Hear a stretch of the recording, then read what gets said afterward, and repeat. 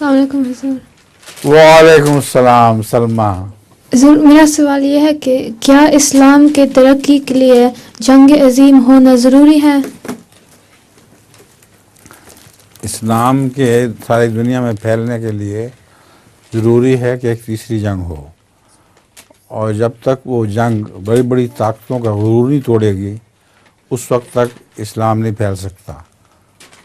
قرآن کریم میں سورہ طٰہٰ میں یہ ذکر آتا ہے کہ ایسا وقت آئے گا کہ جب اونچ نیچ کو برابر کر دیا جائے گا.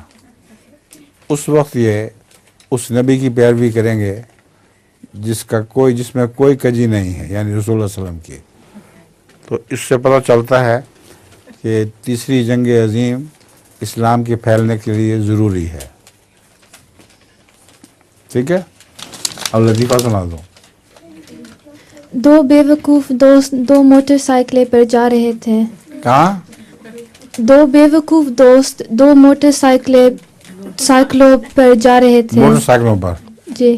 رات کا وقت تھا اور وہ دونوں ساتھ ساتھ چل رہے تھے. سامنے سے بھی دو موٹر سائیکل والے آ رہے تھے. انہوں نے سوچا کہ ہم ان دونوں کے سائڈ سے گزر جائیں یا درمیان میں سے.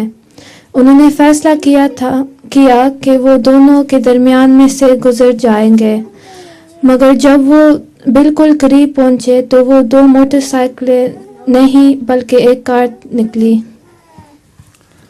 سمجھ گیا. وہ ایک ٹرک تھا یا ایک گاڑی تھی، اس کی دو لائٹیں تھیں، تو وہ سمجھے تھے کہ دو موٹر سائیکل ہیں، بیچ میں سے گزر جائیں گے.